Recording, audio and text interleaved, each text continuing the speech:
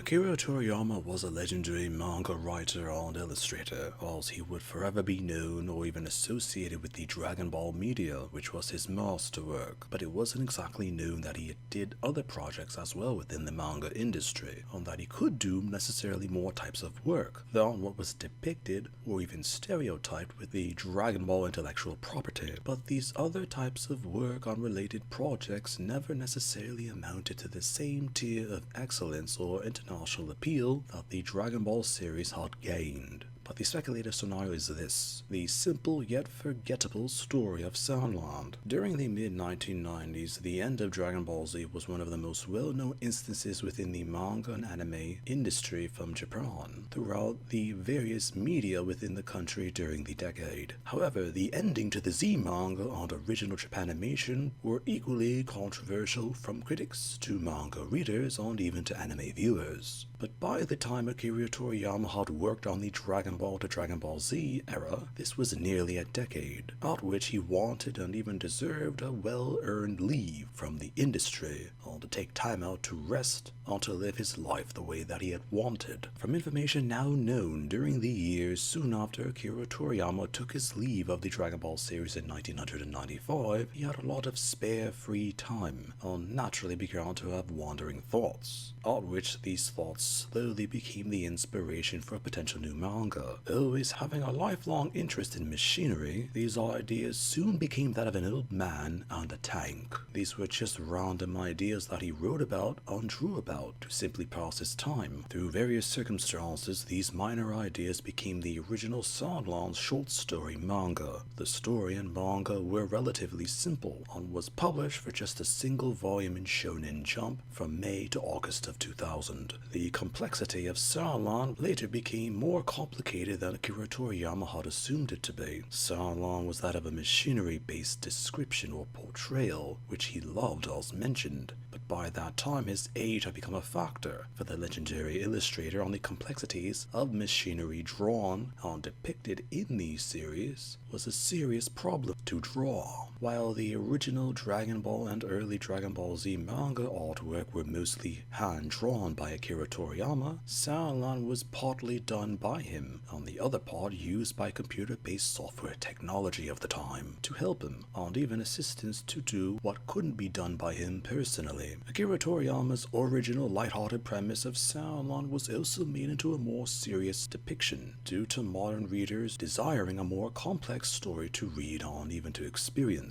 Despite the short story being simple and well received, it did not necessarily make much news or gained attention outside of Japan at the time, but in 2021, an adaptational-based film was produced. This was the first film that the Sunland work was exposed to through an international audience, and partly due to the focus with Dragon Ball Super, the Sunland work was re-examined by manga readers. Through various details of the adaptation, which modernized Akira Toriyama's short story, receptions to it were positive, but it was not an outright success when compared to the original Dragon Ball and Dragon Ball Z work. On the 1st of March 2024, Akira Toriyama died due to complications related to a hemorrhage of the brain. Not long after his passing, the series premiered, and as a result of the death of one of the most iconic manga creators, there was an extraordinary amount of attention put onto the production as a result. But due to the original manga from 2000 on feature had the first part of the original concept, on the second part being a completely new addition, as it was personally overseen by Akira Toriyama, but the episodes were written by the studio which had animated it. Considered to be the definitive Sunland experience for people who were interested in Akira Toriyama's Sunland. Much like the animation, Akira Toriyama had involvement with the game, but even more so, as there were massive additions to it in terms of characters, lore, and even complexity. Due to this adaptation of Sunland, certain scenarios or situations were naturally adopted differently from all prior Sunland interpretations. Opinions finally held that the Sunland work, though simple, was exaggerated due to the death of the manga legend. The original Sanlon short story was considered to be that, just a short story, though not too complex, which was what Akira Toriyama originally desired,